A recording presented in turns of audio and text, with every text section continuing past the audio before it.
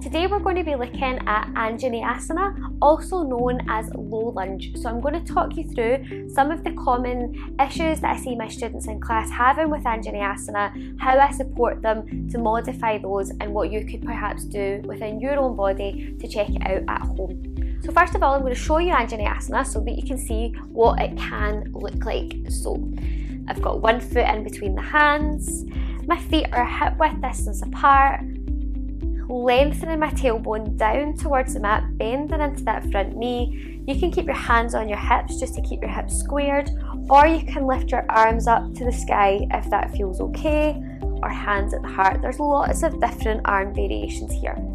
Now, the first thing that I might see in my students is they might tell me that they've got a lot of sensitivity in this back leg, particularly if they're doing this in a hardwood floor. So the first modification suggestion that I would make is to do this with the back knee on a blanket. And that's just already brought a lot more ease into the position. So the second issue that students might have with Anjaneyasana is finding the balance to stay upright in the pose. And this is where I like to bring hands onto some blocks or some large books if you don't have blocks available to you. So keeping the length in the spine here, this is a great way just to find some extra stability in the pose.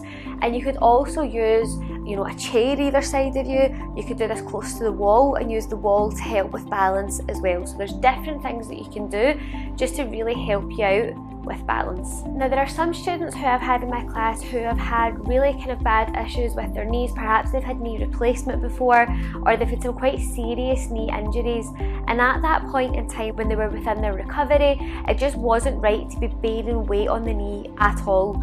And so during those times, whenever I was cueing Anjaneyasana with the rest of the class, what I would actually get them to do is to take the pose onto their back, so to find it reclined. So I've got both knees bent first of all, and then I'm going to hug that right leg in towards my chest, bring the right foot up towards the ceiling, and then I'm going to straighten that left leg. So as you can see, I'm basically in Anjaneyasana pose, just lying down, and it means I'm not bearing any weight at all on the knee, but I'm still getting exactly the same stretch and exactly the same benefit on my body. So there you have it, 3 ways that you can modify your Anjaneyasana low lunge to help it feel more comfortable in your body. Thank you so much, have a great day, take care.